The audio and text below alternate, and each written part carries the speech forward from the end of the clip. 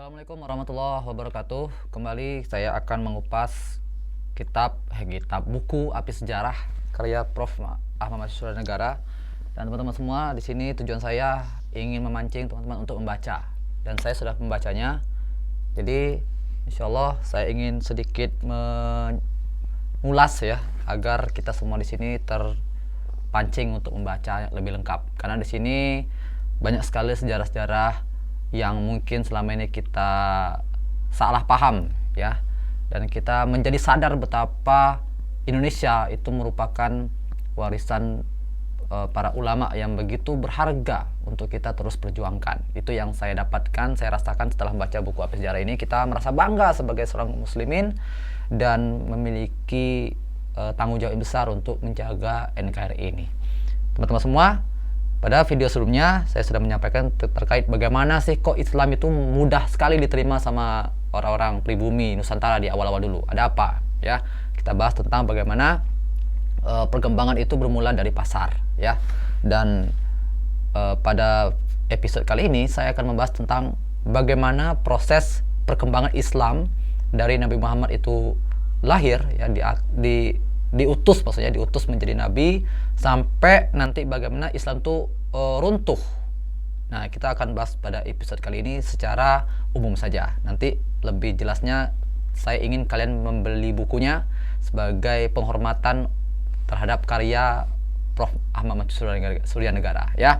Oke, di halaman 39 kita lihat ini judulnya Muhammad SAW diangkat sebagai utusan Allah. Di sini penulis ingin menyampaikan bahwasanya Nabi Muhammad itulah manusia biasa ya, tapi beliau itu menyampaikan Islam bukan atas dirinya sendiri, tapi memang karena bimbingan wahyu. Dan terbukti nanti bahwasanya apa yang beliau lakukan ini memang dari Tuhan, karena perkembangannya sangat pesat sekali di kalangan Arab pada waktu itu, dan bahkan sampai ke pengaruhnya itu sampai ke negara-negara terkuat dunia pada waktu itu, yaitu Romawi dan Persia ya. Nah, di sini disampaikan tentang mengulas ya wahyu pertama yang turun, yaitu Quran surat Al-Alaq 1 sampai 5 ya, tentang bagaimana penciptaan manusia. Ini sedikit diulas oleh Prof. Ahmad Suryanegara, tapi jadi kita skip saja, kita skip ya. Kemudian ketika Rasulullah mendapatkan amanah menjadi Rasul, tentu tidaklah mudah perjuangan beliau ya. Beliau mendapatkan musuh-musuh yang begitu banyak, dan musuh-musuh ini dalam hal tokoh ya, seorang tokoh itu wajar ya, misalnya seperti Abu Jahal, Abu Sufyan, Abu Lahab dan sebagainya. Tapi yang utamanya itu bukan tokohnya, bukan si tokohnya, tapi ideologi yang menentang Islam itu yang membuat orang-orang seperti Abu Jahal, Abu Lahab itu yang memusuhi Rasulullah SAW. Itu karena ideologi yang berkembang saat itu yang menyebabkan Islam sulit diterima oleh orang-orang yang menjadi musuh Rasulullah SAW pada waktu itu. Misalnya ajaran politeisme gitu ya, menyembah banyak dewa. Nah, ini tentu menjadi kontra dengan Islam, yang Islam justru menganggap Tuhan itu satu ya. Jadi ajaran tauhid seperti itu. Dan di sini jelaskan juga tentang ya bagaimana upaya-upaya makar ya yang dilakukan oleh orang-orang kafir Quraisy ya untuk menjatuhkan mental Rasulullah SAW. Tapi beliau memiliki sahabat yang begitu setia dan siap untuk membantu Rasulullah SAW. Jadi ini sedikit pengantar tentang bagaimana perjuangannya. Jadi kalau saya ceritakan bagaimana sirah nabawiyahnya, mungkin videonya lebih panjang lagi nih. Jadi saya skip dulu ya. Nah, dan tentu ketika beliau mendapatkan perlawanan, maka nanti Rasulullah tidak mudah untuk bergerak. Nah, maka nanti Rasulullah hijrah ke Madinah, dan di Madinah Rasulullah SAW itu nanti membuat sebuah kesepakatan dengan orang-orang Madinah pada waktu itu, disebut dengan Piagam Madinah. Dan Piagam Madinah itu disebut juga dengan Konstitusi Madinah, ditulis pada tahun 622 Masehi. Isi Piagam Madinah itu adalah di masyarakat Madinah yang terdapat banyak beberapa agama, misalnya Yahudi, Nasrani, itu disatukan sama Rasulullah SAW itu. Nah, ini tentu hal yang menarik karena di zaman itu antar ajaran antar pemahaman itu perang pada waktu itu. Misalnya antara Romawi dan Persia. Orang Persia adalah orang-orang yang beragama Majusi, orang Romawi adalah orang-orang yang beragama Nasrani. Mereka tidak bisa hidup satu daerah itu. Mereka bakal perang gitu. Nah, dan uniknya Rasulullah SAW berhasil menjadikan Madinah sebagai tempat orang-orang yang beda agama berada dalam suatu daerah dan mereka tidak berperang. Dilindungi oleh sebuah konstitusi yang namanya Piagam Madinah. Maka di sini disebutkan bahwasanya di Madinah itu terdapat masyarakat Yahudi, Nasrani dan Majusi dan mereka tidak ada yang bermusuhan. Ini tentu sebuah inovasi yang keren pada waktu itu di masa dimana orang-orang yang beda agama tuh nggak bisa berada dalam satu tempat. Mereka pasti bakal berperang gitu. Nah, ini keren ya Rasulullah SAW. Kemudian lanjut. Nah, ini Rasulullah memulai aktivitas dakwah beliau setelah beliau pindah ke Madinah. Yang didirikan pertama kali itu adalah masjid Quba. Ya, ketika beliau hijrah dari Mekah ke Madinah, sebelum nyampe ke kota Madinah, beliau singgah di Quba, beliau mendirikan masjid di situ. Dan nanti kalau di sini disebutkan masjid Quba ini awalnya mengarah ke Al-Aqsa. Dan nanti ketika turun ayat yang menyampaikan tentang bahwasanya kiblatnya pindah, bukan dari Al-Aqsa, bukan ke Palestina lagi, tapi ke Mekah. Maka itu tentu berputar 180 derajat ya, putar balik. Nah, kalau di buku ini disebutkan sejarah Masjid Nabawi itu dibangun setelah arah kiblat itu udah pindah. Nah, jadi Masjid Quba lah yang disebut masjid yang memiliki dua kiblat ya, kiblatain ya. Nah, ini disebutkan di buku ini ya. Walau alam kalau saya ada pendapat yang lain, walau alam ya. Tapi saya ingin menyampaikan isi buku ini. Kemudian, disebutkan di sini sebabnya jawaban perang itu untuk menciptakan perdamaian. Jadi Islam itu disebutkan bukan dalam hal peperangan, bukan secara perang, bukan secara militer gitu. Seperti bagaimana Portugis datang ke Nusantara untuk menguasai Nusantara dengan membawa misi 3G ya. Kalau Islam enggak. Datang mereka ke suatu daerah, mereka justru ingin membangun peradaban di daerah tersebut. Nah, kalau kita baca sejarah bagaimana Andalusia ya ditaklukkan sama kaum muslimin, nanti Andalusia menjadi maju, menjadi pusat peradaban dunia pada masa itu ya. Dan begitu juga dengan Nusantara. Ketika nanti mereka masuk ke Nusantara, Islam itu mereka membangun pendidikan ya, kemudian membiasakan budaya hidup bersih. Kalau kita lihat di candi-candi ya, itu kan orang-orang zaman dulu tuh, orang Nusantara tuh pakaiannya tuh nggak sempurna ya. Ada yang pakai bawahan aja, atasnya nggak ada itu kan. Nah, bahkan aurat perempuan itu nampak ya. Nah, Islam nanti mengajarkan tentang bagaimana hidup bersih, menggunakan pakaian ya, makannya yang halal-halal saja.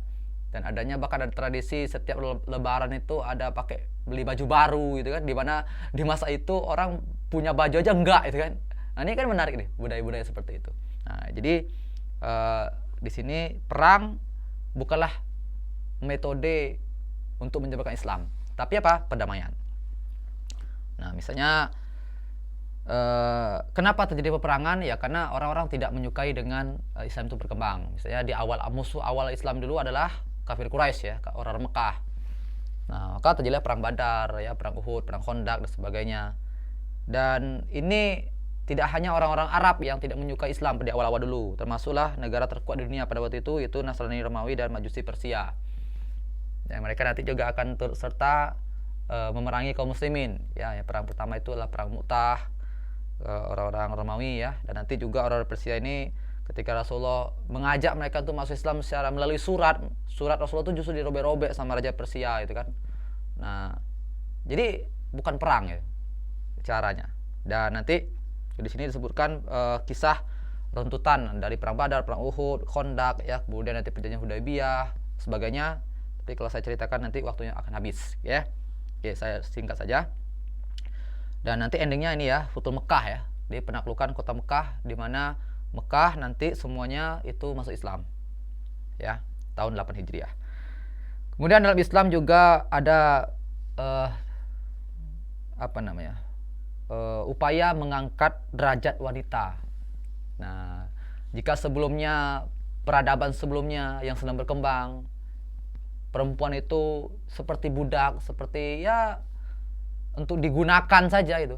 Sementara Islam datang, justru wanita dinaikkan derajatnya, bukan hanya sebagai tokoh pembantu, bahkan bisa jadi tokoh sentral, ya.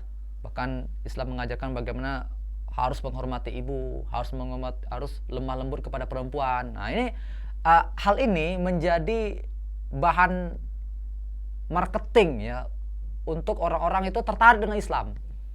Dimana pada waktu itu wanita itu terinjak-injak posisinya. Islam datang, Islam memuliakan wanita.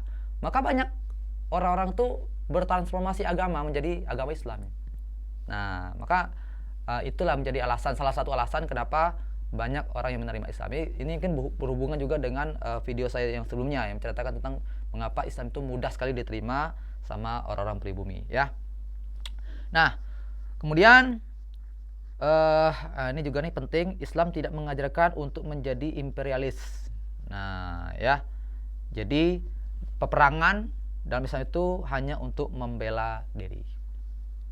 Nah, makanya saya katakan tadi, ketika Islam masuk, mereka tidak menjajah. Mereka justru mengembangkan daerah sana, ya. Dan bahkan agama-agama yang non-Islam itu pun masih tetap aman di daerah-daerah Islam. Oke, kita lompat. Nah, pengembangan daerah pengaruh Islam. Jadi selama 100 tahun kemudian sesudah Rasulullah itu wafat, daerah mulai itu telah berkembang jauh sampai tidak hanya sekedar di Arab saja, tapi udah masuk ke Eropa, Perancis, ya, masuk ke India, Cina. Luar biasa, ya. 100 tahun kemerdekaan, ya, bukan satu kemerdekaan, 100 tahun meninggalnya Rasulullah SAW, Islam itu sudah bisa nyampe ke India, ke Cina, ke Nusantara, Masya Allah, ya, luar biasa.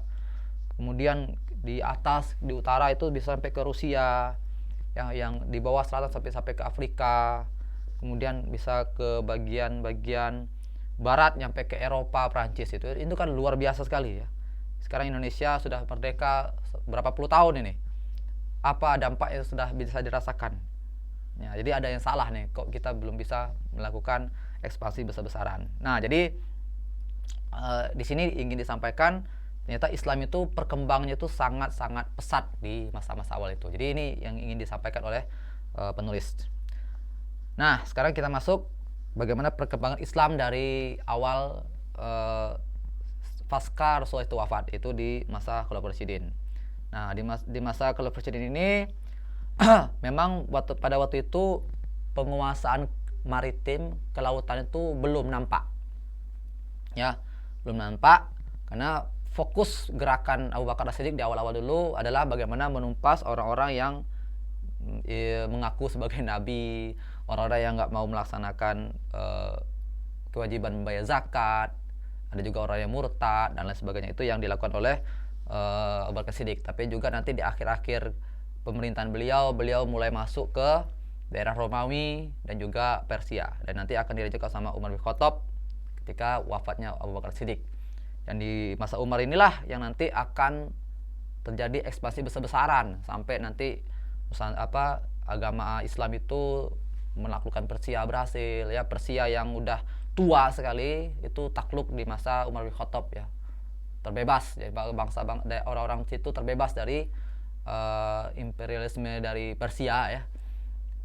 Sehingga mereka bisa jadi merdeka dan bisa hidup di bawah kepemimpinan Islam yang begitu adil dan sejahtera. Kemudian di masa Umar bin Khattab ini banyak hal-hal baru yang diciptakan, dan inilah puncak di masa Khulafaur Rasyidin itu, puncak yang sangat membahagiakan sekali umat Islam pada waktu itu, ya. Sehingga pemerintahan berikutnya di masa Utsman bin Affan itu hanya meneruskan saja apa yang telah berhasil dilakukan oleh Umar bin Khattab. Tapi yang dimasukkan dengan meneruskan saja itu bukan berarti santai, enggak juga, ya, karena bahkan di masa Utsman bin Affan ini tantangannya lain lagi. Nah, dan ada riwayat yang menyampaikan bahwasanya di masa Utsman inilah nanti kita sudah memulai ya, ada tentara perang dari laut. Nah, itu di masa Utsman bin Affan ini.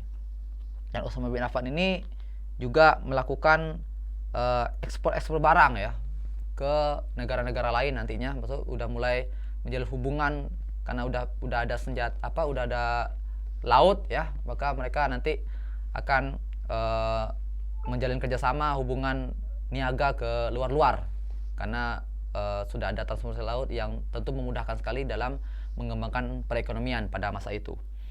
Nah, tapi nanti di masa Ali bin Abi Thalib di Islam terjadi bukan pemberontakan ya, ibaratnya apa namanya itu ya, perang saudara ya antara sesama kaum muslimin. Bahkan pemerintahan Islam itu, ibu kota Islam yang dulunya di Madinah tuh pindah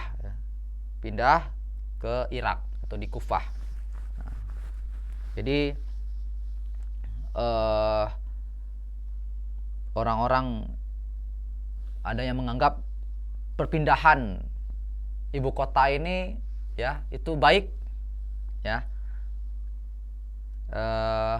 karena ya menunjukkan Islam itu terbuka ya. Seperti itu. Ya, ini saya lewati saja ya. Sebenarnya di masa Ali bin Abi Thalib ada peristiwa-peristiwa yang besar ya, kayak perang Jamal, perang Siffin, ya nanti bagaimana Ali bin Abi itu terbunuh, dan bagaimana di awal-awal Ali bin Abi Thalib itu pun diangkat pun banyak sekali ya ruwet banget gitu kan. Karena ada yang berpendapat Ali itu harus menghukumi, dicari dulu siapa yang membunuh Utsman bin Affan baru Ali mau diamanahkan, mau diterima sebagai pemimpin. Ada yang berpendapat Ali harus dijadikan pemimpin dulu baru nanti kita cari siapa pembunuh Utsman. Dan akhirnya nanti Utsman bin Affan nanti Ali bin Abi Thalib itu akan berselisih dengan Muawiyah, bahkan dengan istri Rasulullah itu Aisyah. Bahkan nanti perang Jamal terjadi, Masya Allah. Pokoknya ribet lah di masa Ali bin Abi Thalib ini ya, karena itu dinamika perpolitikan lah ya, yang nanti endingnya Ali bin Abi Thalib wafat, dan nanti Hasan bin Ali bin Abi Thalib itu nanti akan menyerahkan kepemimpinan secara resmi kepada Muawiyah bin Abi Sufyan, dan itulah mulai masuk era dinasti, yaitu dinasti Umayyah I. Dan Umayyah itu ada dua ya, Umayyah I dan Umayyah II. Itu fase dimana awal-awalnya itu Umayyah itu sempat mulai berdiri, bangkit sebagainya, tapi nanti akan roboh ya, perpolitikan mereka roboh. Nah, sementara di dinasti Umayyah I itu pusat pemerintah itu di Damaskus ya. Damaskus ini di negeri Syam ya. Di negeri Syam. Dan nanti mereka hanya dari tahun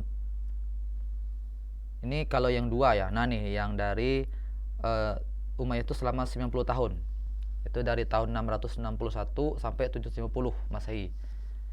Dan ini di Damaskus posisinya. Nah, nanti di Umayyah II itu nanti di Cordoba atau Spanyol. Jadi nanti Tariq bin Ziyad ya yang akan masuk ke Spanyol sehingga nanti menguasai.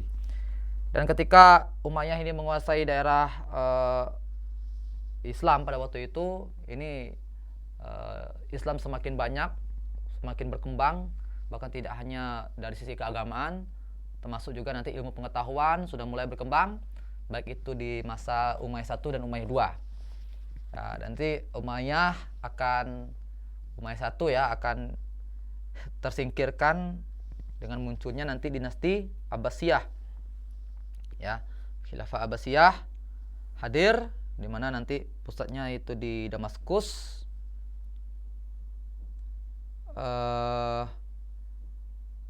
Bukan di Damaskus, ini kan ini Umayyah tadi ya. Ini Abbasiyah itu berada di Baghdad ya, di Irak ya. Nah, dan di masa Abbasiyah inilah Islam nanti menjadi disebut-sebut juga dengan era golden ya, jadi era keemasan Islam adalah di eranya Abbasiyah, karena perkembangan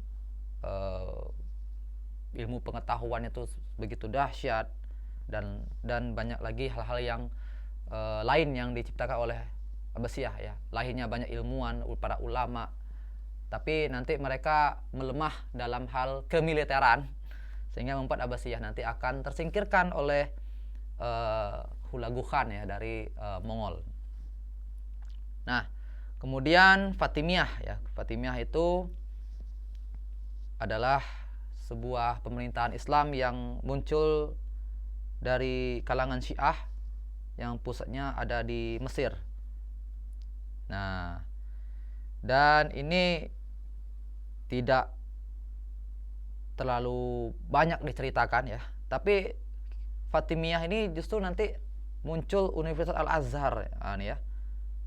Universitas Al-Azhar sekarang yang menjadi kampus yang menjadi rujukan ya para orang-orang dunia Islam adalah Al-Azhar ini justru didirikan itu di masa khilafahnya Fatimiyah. Nah,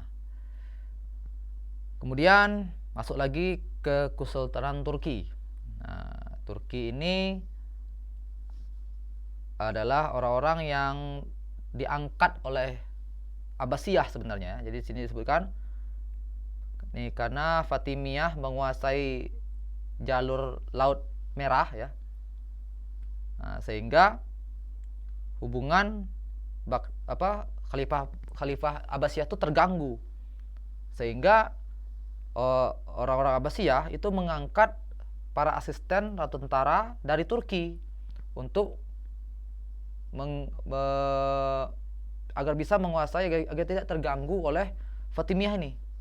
Nah, tapi nanti justru orang-orang Turki ini semakin kuat ya, Fatimiyah roboh dan Turki muncul nanti semakin bangkit dan menjadi dinasti Islam yang paling terakhir, karena nanti di pimpinan terakhir dari Turki itulah dimana robohnya, hilangnya khilafah di dunia oleh Mustafa Kemal Atatürk ya.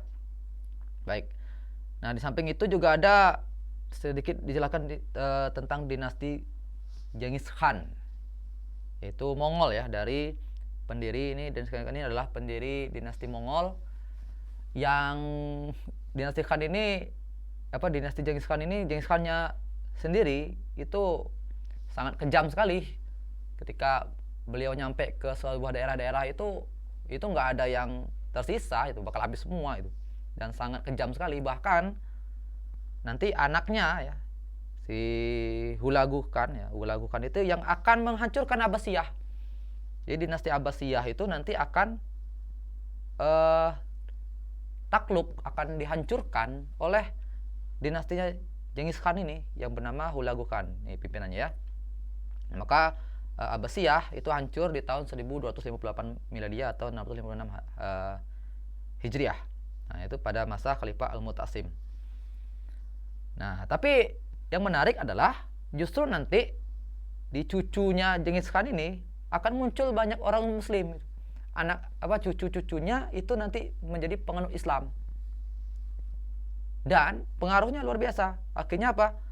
Dinasti Mongol ini justru lah yang nanti akan menjadi penyebar Islam di kawasan Asia sampai ke Cina, ya, India, dan daerah-daerah Persia. Itu justru nanti juga akan turut serta membantu penyebaran Islam di dunia. Nah, ini sedikit tentang dinasti Mongol. Nanti bisa dibaca lagi. Kalau di sini tidak terlalu detail ya menjelaskan dinasti Mongol ini. Nah, tapi ada yang menarik di sini, bahwasanya ketika nanti Kubilai Khan ini adalah cucu ya dari Genghis Khan. Dia jadi kaisar Mongol, dan waktu itu ibu kotanya itu di Beijing ya, di Cina. Nah, Kubilai Khan ini ingin meluaskan kekuasaannya ke daerah lain, termasuk ke Nusantara. Dan pada yang dimasukkan ke Nusantara itu adalah ke Jawa, fokusnya ke Jawa, dan pada waktu itu sedang dikuasai oleh kerajaan Hindu Singasari. Nah, pada waktu itu Kubilai Khan itu mengalami kegagalan. Awalnya mengalami kegagalan. Bahkan nanti utusan Mongol Mengki ya, dari Mengki itu dipermalukan dengan dipotong hidungnya. Nah, maka nanti Kubilai Khan itu mencoba untuk melakukan balas dendam dengan mengirimkan tentara untuk menyerang Kartanegara. Tapi sayang si Kubilai Khan nggak tahu kalau si Kartanegara ini sudah wafat dan kerajaan Singosari itu sudah runtuh akibat serangan dari kerajaan Hindu Kediri dengan rajanya Jaya Katuang. Nah, jadi Kubilai Khan tadi dari Mongol tadi datang ke Nusantara, lebih tepatnya ke Jawa ya, untuk menyerang Kartanegara. Tapi biasanya mereka nggak tahu Kartanegara itu sudah hancur. Nah, dan apa yang terjadi? Wijaya ya selaku menantu dari Kartanegara itu memanfaatkan tentara Kubilai Khan untuk menyerang kerajaan Hindu Kediri yang tadi menghancurkan Kartanegara. Dan nantinya apa? Robohlah si kerajaan Hindu Kediri ini, maka muncullah kerajaan Hindu Majapahit pada tahun 1294 Masehi. Ya, itu di Mojokerto, Jawa Timur. Nah,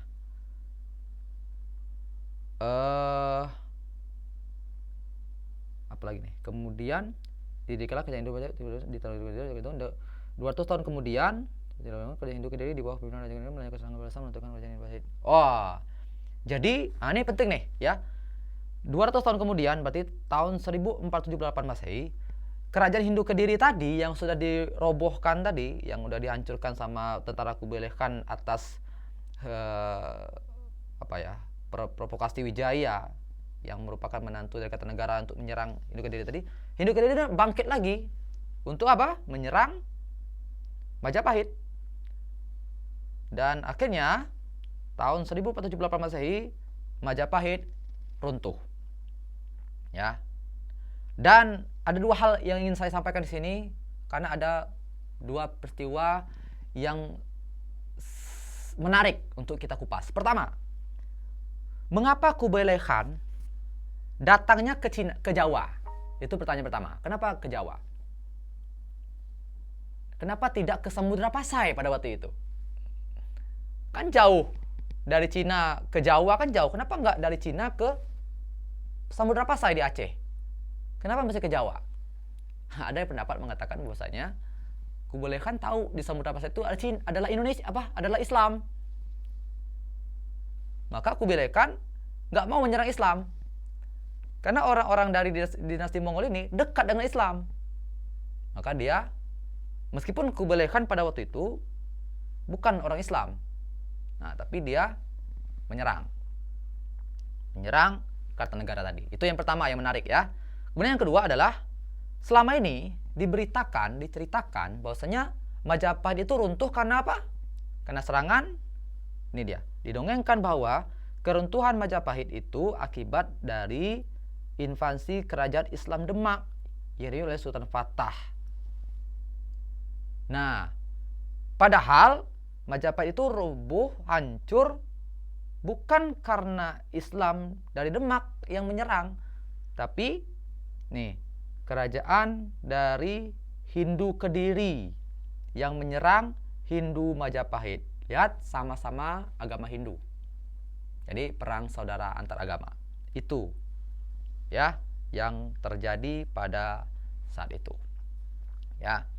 Nah, dan kita lihat nih Raja Babrakhan ini dia dari Mongol dan dia akan menjadi orang pertama yang masuk Islam, raja pertama dari Mongol itu yang masuk Islam nantinya. Kita lihat lagi apa lagi nih. Ya bahkan nanti sampai ke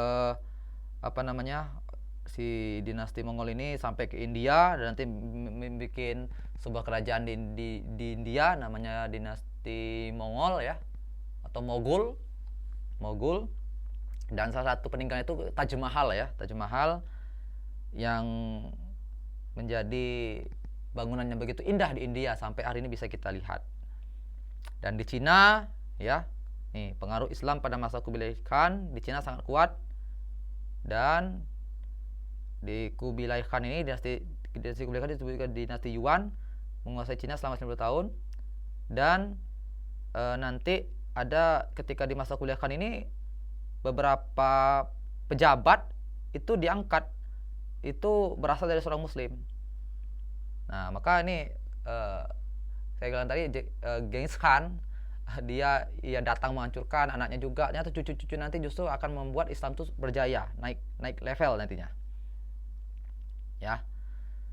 Oke, itu terkait apa namanya? Oh, ini saya katakan ya. Nih, tadi saya katakan. Mengapa Kublai Khan tidak mengirim utusan ke Samudra Pasai? Apakah dikarenakan Sumatera sudah masuk Islam itu? Nah, ya. Ini menarik nih, ya. Baik. Kemudian ini cuman sedikit saja pengantar saja bahwasanya tentang kelahiran dan mazhab fikih itu mulai dari daerah-daerah di tempat-tempat yang lain. Yang menarik adalah nanti di Gujarat itu yang mazhab Syiah juga berkembang di India. Waktu itu di Gujarat. Nah, maka ada nanti pendapat yang mengatakan Islam itu masuk ke Nusantara itu berasal dari Gujarat. Padahal di Gujarat itu mazhab Syiah sedang berkembang. Kok di Nusantara kalau memang dia berasal dari negara Gujarat, kok yang lahir bukan mazhab Syiah tapi justru Ahlussunnah wal Jamaah ya. Nah, ini kan tentu bertentangan. Ya. Ini mungkin tidak terlalu. Nah, di sini disebutkan tentang bagaimana Kesultanan Turki itu nanti akan roboh, ya.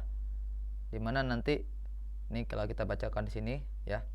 Kesultanan Turki di bawah Sultan Muhammad VI tidak mampu lagi menghadapi tantangan dalam dan luar negeri yang dimiliki Kemal Pasha, yang digantikan Abdul Majid sebagai simbol khalifah, tapi dia tidak punya kekuatan. Nah, maka Turki menjadi Republik Sekuler dan Kemal Pasha sebagai presiden Turki, yaitu pada tanggal 29 Oktober 1123. Ya, kemudian tidak hanya itu, tidak hanya menggantikan Turki sebagai negara sekuler, tapi juga hukum Islam digantikan dengan hukum Barat. Ya, huruf Arab digantikan dengan huruf Latin. Busana pria wanita Turki digantikan dengan busana Barat. Nah, dan lain sebagainya nanti. Kalau kita baca di sini nanti ada hubungannya juga dengan bagaimana kebangkitan King Saud ya, Raja Saudi ya.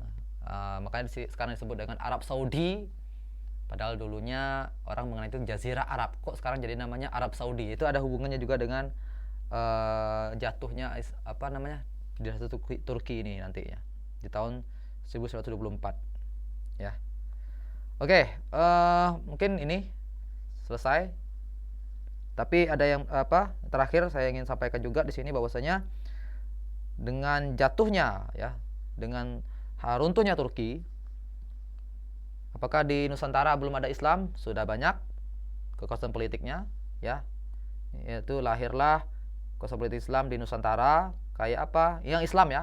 Leran ya, Samudra Pasai, Aceh, Demak, Pajang, Mataram, Cirebon, Banten, Jayakarta, Sumedang, Pontianak, Sambas, Banjarmasin, Ternate, Tidore, Ambon, Jailolo, Bacan, Malaka, dan Brunei, itu adalah Islam.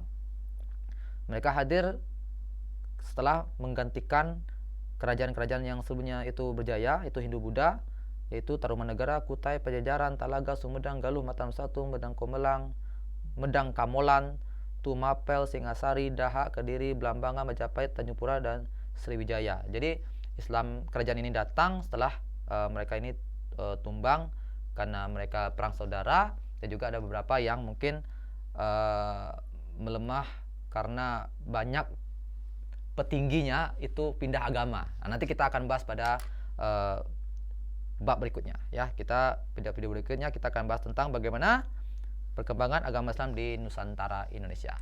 Cukup dulu untuk part ini, kita lanjut ke part berikutnya. Assalamualaikum warahmatullahi wabarakatuh.